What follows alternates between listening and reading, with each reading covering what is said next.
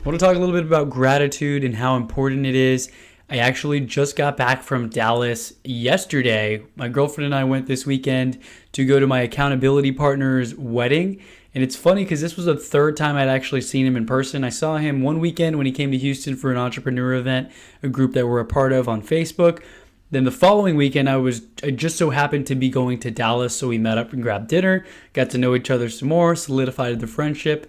And then we held each other as accountability partners for about a year now, where every single Sunday, once a week, for most Sundays of the year, we've been doing like an hour call to talk about the week, wins, losses, challenges, what we're going to do the following week, and so on. So I felt like I had to go to his wedding because we've been talking. I literally never call anyone other than leads for real estate and stuff, other than him, and we've been doing a weekly phone call.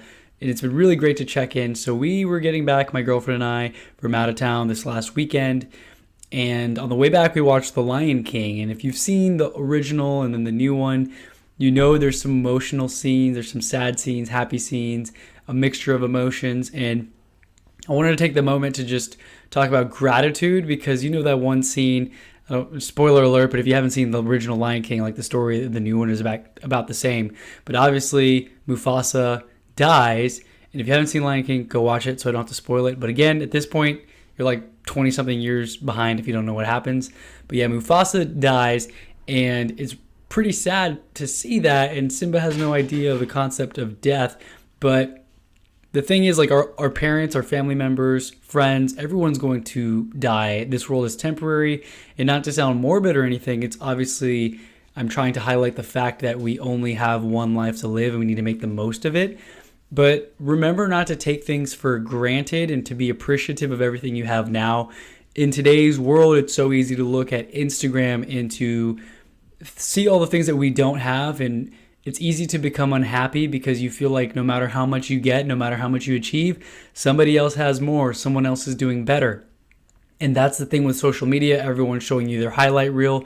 You're seeing everyone's best stories. No one really talks about the struggle so much. A few people do, but not too many people talk about the struggles, the hard times, their actual financial situation if they're not doing so great, but they're trying to front and act like they are, right?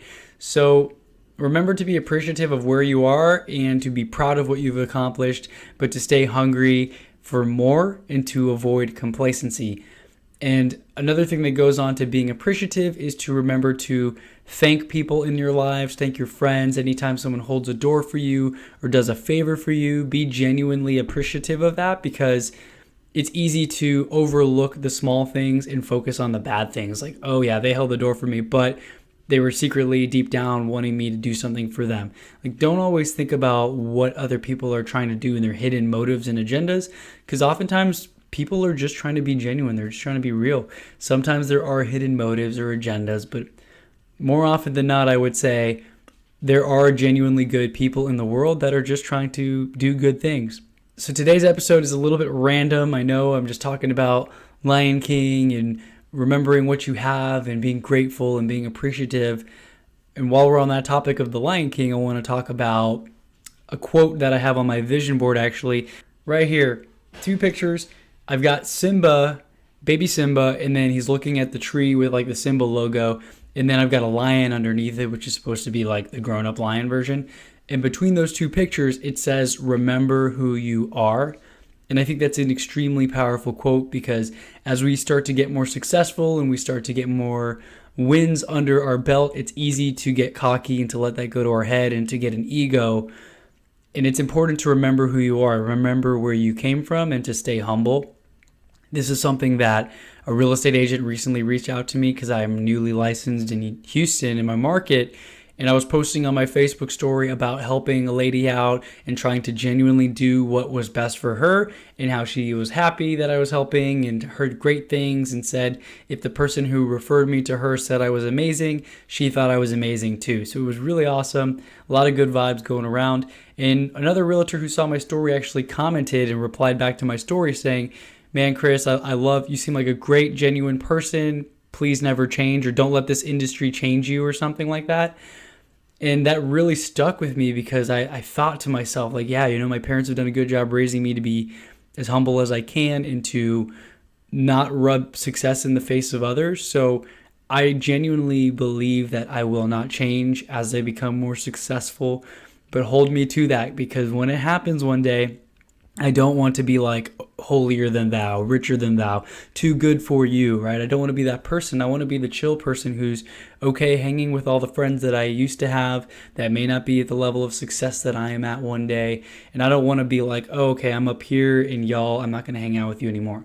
And that's a little bit different than the message that I share of changing your friends if they're not on the same page as you.